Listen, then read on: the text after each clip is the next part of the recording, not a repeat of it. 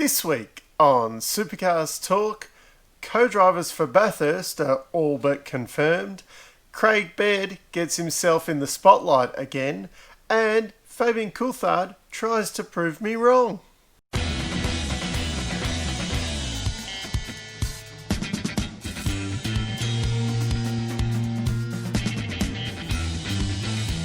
So this week, a few of the final pieces of the co-driver jigsaw puzzle were closed off. Jack Smith has announced that he will be driving with Jack Perkins for special Team Jack.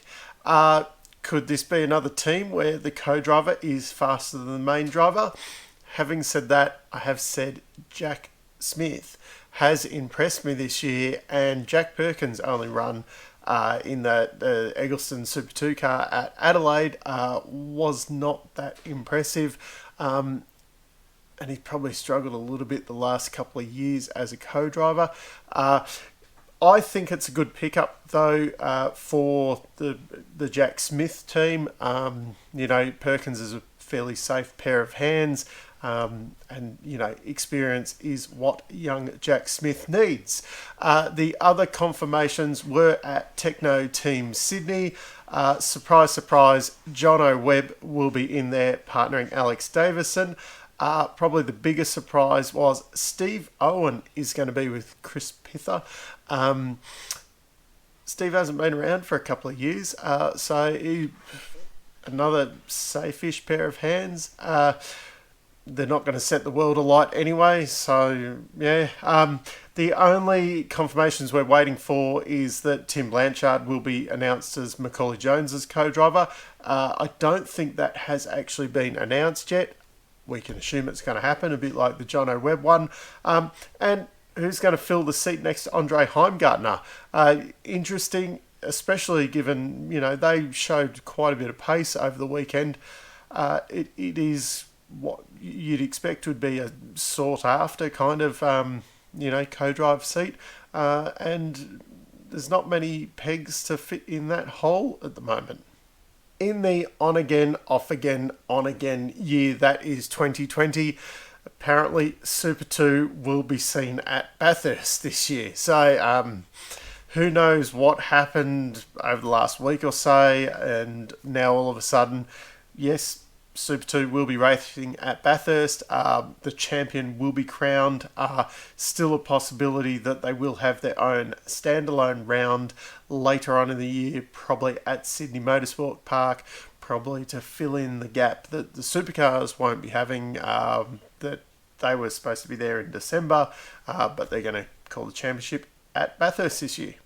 It has been announced that Scott McLaughlin is going to race the final IndyCar race of the year at St. Petersburg. He will be jetting off basically straight after the Bathurst 1000, going to America, and more than likely won't be coming back. I think at the moment it's fairly safe to say that he's probably going to stay in America after this race, and that we've got 4 more races of him in Australia, unless he comes back to do some wildcards or something, or comes back after his IndyCar career is finished. I suppose we should enjoy seeing Scotty race on home soil while it lasts. At least we'll get to see him race in IndyCar.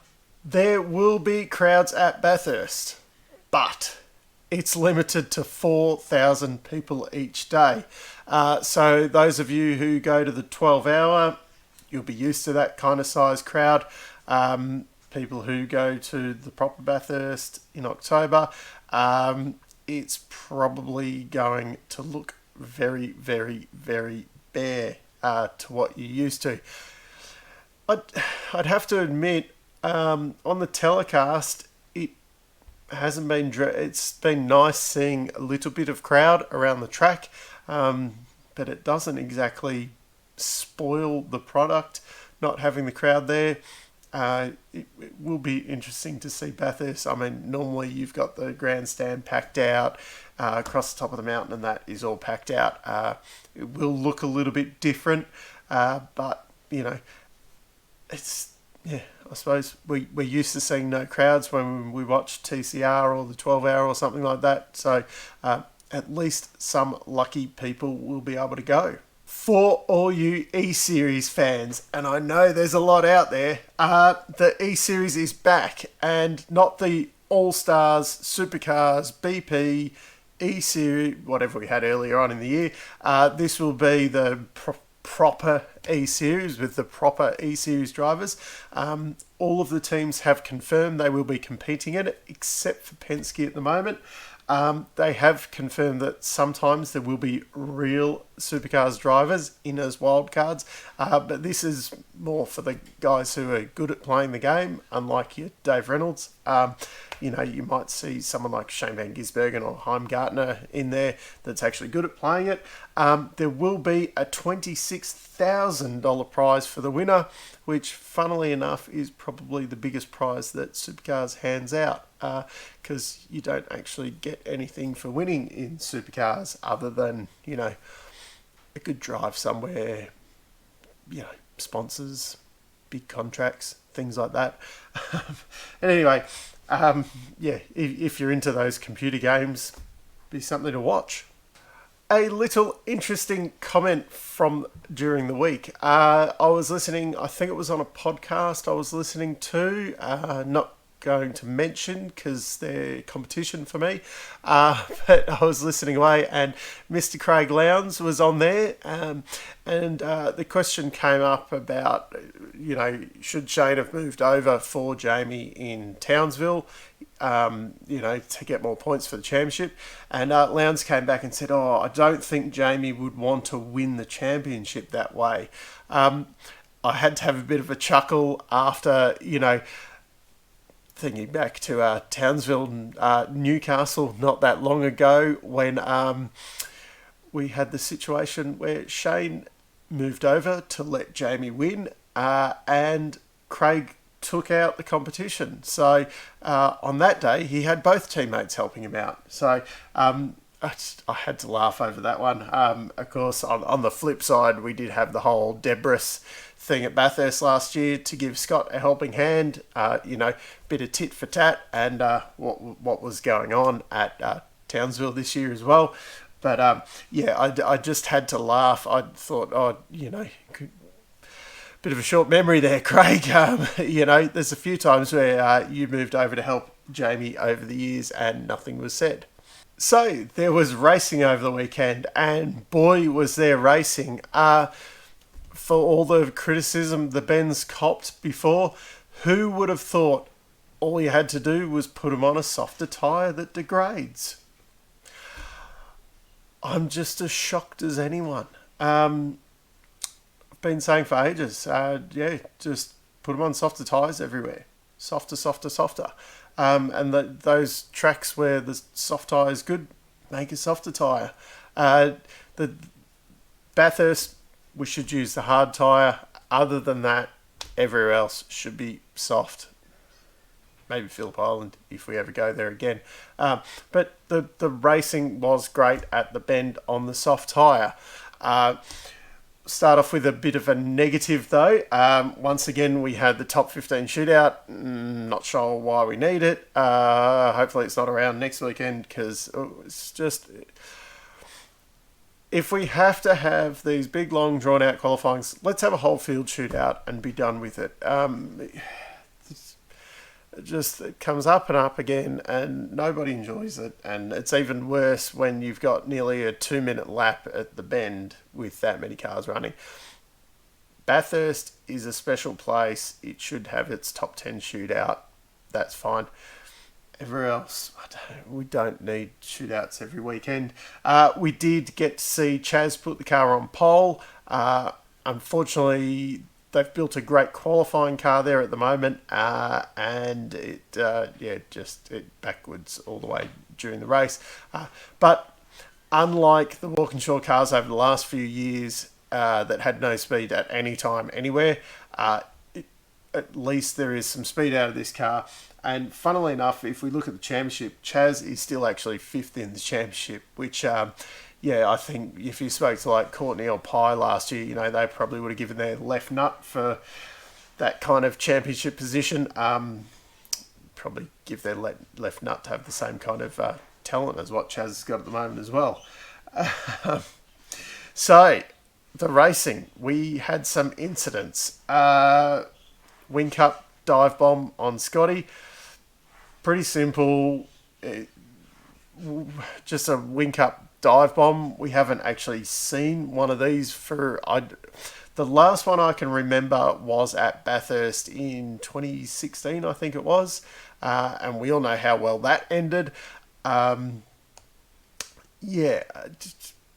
me, no doubt, 15-second penalty every day of the week, no question. Then, shall we get... We'll do the LeBrock thing first. I've been quite critical over LeBrock this year. I expected more of him in the category in general coming in. He has got better and better as the years progressed. We did see quite immature, though. I think that's the best way to put it. Trying to go around the outside of anybody like that, but trying to go around the outside of Shane Van Gisbergen. No.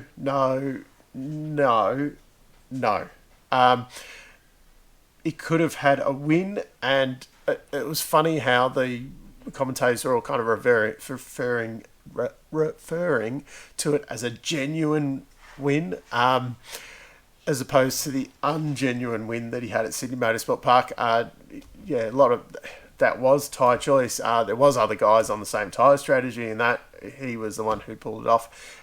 Anyway, let's not get into that right. I've covered that before. It was good to see him actually up the front. Maybe we shouldn't be so surprised because Chaz did actually win in that car last year. It's the same car, the same crew, etc. So, actually, technically, it's not the same crew because Adam left with Chaz. But you get what I mean. The Tickford cars have probably been a little bit disappointing this year with their outright speed. They've been quite consistently best of the rest, but they haven't, ever kind of had that full-on challenge. Maybe getting rid of Davison, things might have been different. LeBrock could have won. Instead, it was actually Fabian who, sit back and don't pass, and then he, finally got the balls up to pass Shane, and he won the race. And well done, Fabian. You actually impressed me with your drive on Saturday. No more I can say about that. I'll keep quiet because I've been Fabian bashing for a long time, and maybe he knows that Scotty's going and he's going to be the team leader, because who is going to replace Scott McLaughlin next year as well? I've been saying for a long time, Nick Percat. And Anton's not ready to... Anton would be a good replacement for Coulthard at the moment. Anton's... I don't think he's ready to lead that team.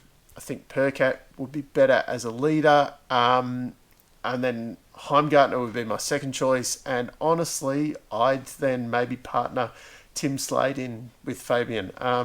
Tim did essentially the same job as what Fabian did at BJR. So, yeah, it'd be similar.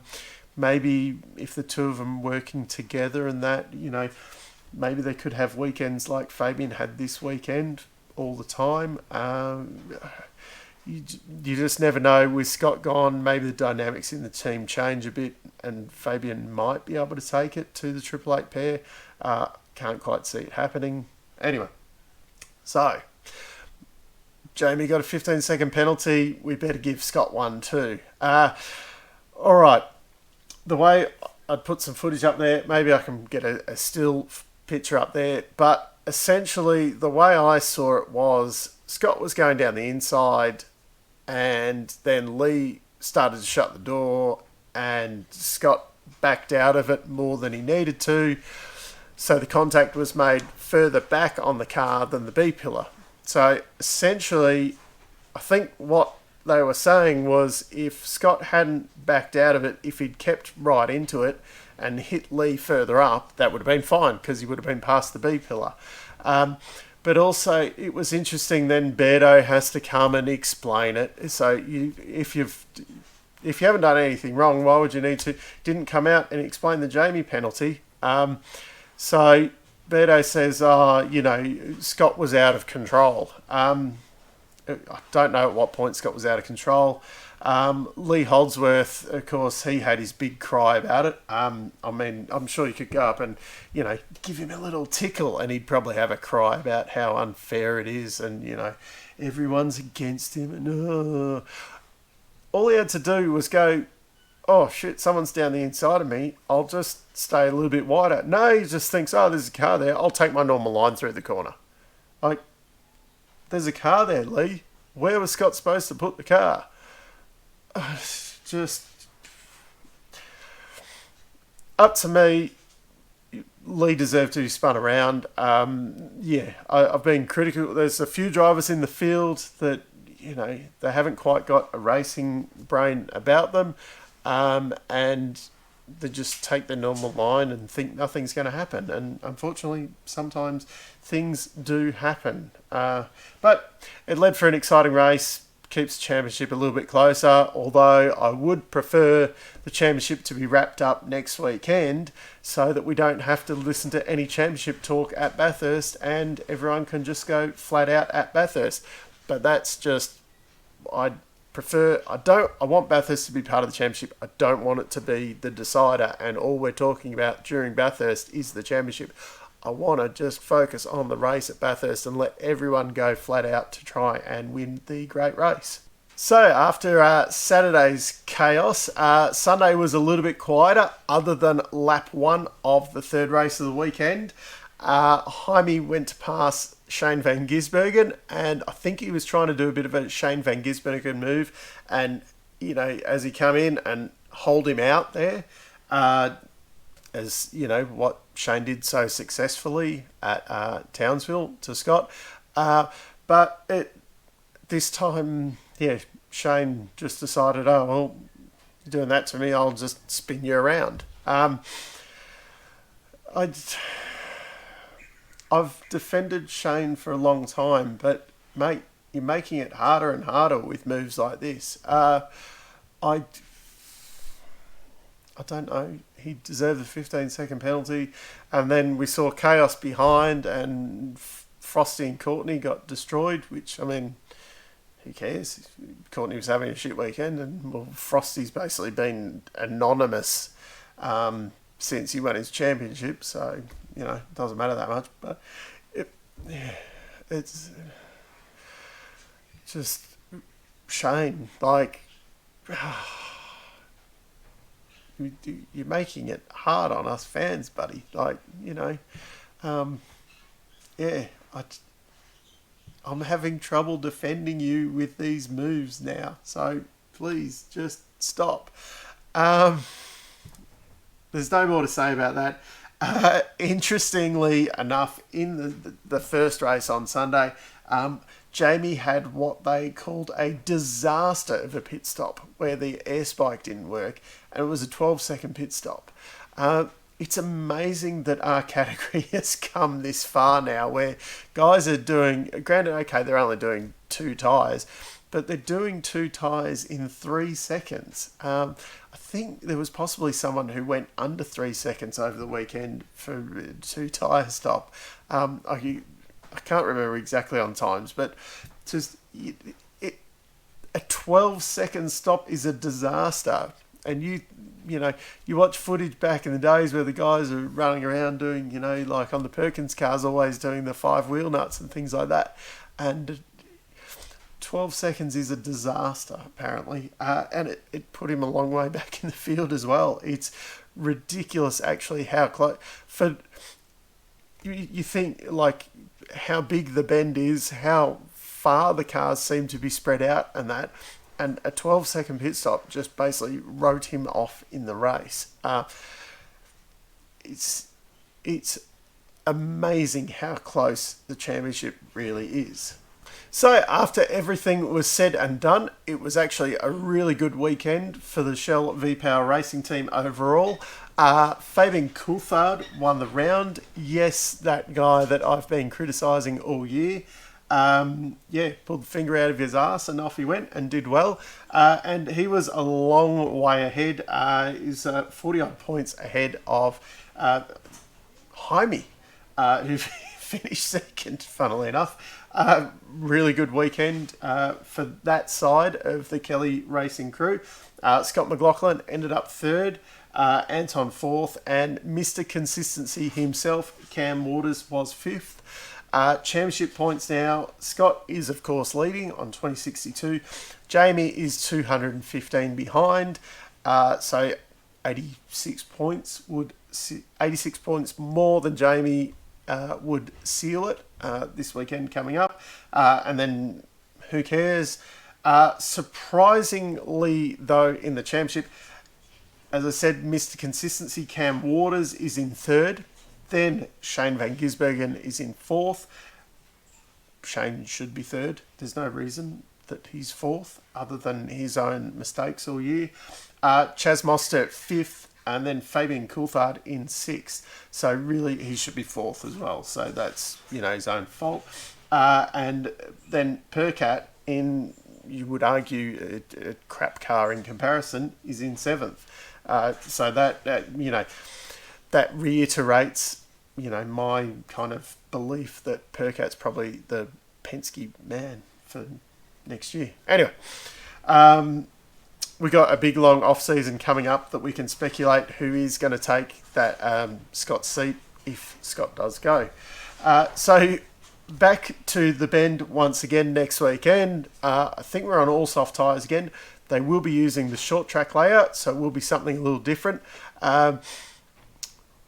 I was a big proponent of using a different track, and after the good racing on the weekend, I'm now maybe going, could we have the long track again, please? I quite enjoyed that.